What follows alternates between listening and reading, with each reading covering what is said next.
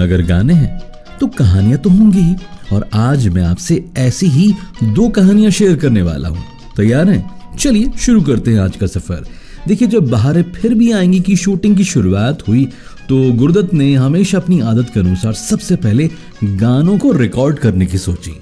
अब फिल्म के संगीत का जो जिम्मा था वो एस डी बर्मन साहब के ऊपर था, क्योंकि एस डी बर्मन साहब ही गुरुदत्त साहब की पहली पसंद थे। लेकिन अनफॉर्चुनेटली दादा ने जब एक गाना बना लिया तो वो बीमार पड़ गए, और गुरुदत्त साहब का ऐसा स्वभाव था कि अगर उन्होंने किसी चीज की शुरुआत कर ली है तो जब तक वो उसे खत्म न कर दें वो चैन से नहीं रह पाते थे।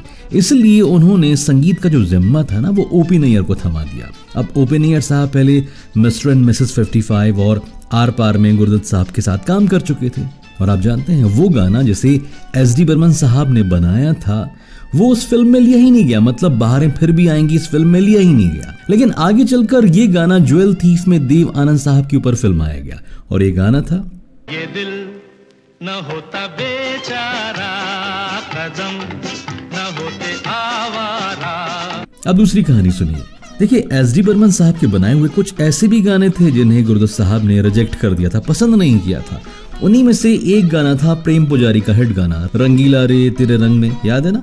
देखिए, ये गाना ना अबरार अलवी साहब को बेहद पसंद था, और हुआ ये कि एक बार अबरार अलवी और जो गुरुदत्त साहब थे वो लोनावला जा रहे थे अपनी गाड़ी से, और जो अबरार साहब है वो बार बार ये गाना गुनगुना रहे थे। तो गुरुदत्त साहब ने अबरार अलवी से कहा कि ये तुम कौन सा गाना गा रहे हो, ये कहीं एस डी बर्मन का तो नहीं? तो आप जानते हैं अबरार अलवी साहब ने क्या जवाब दिया?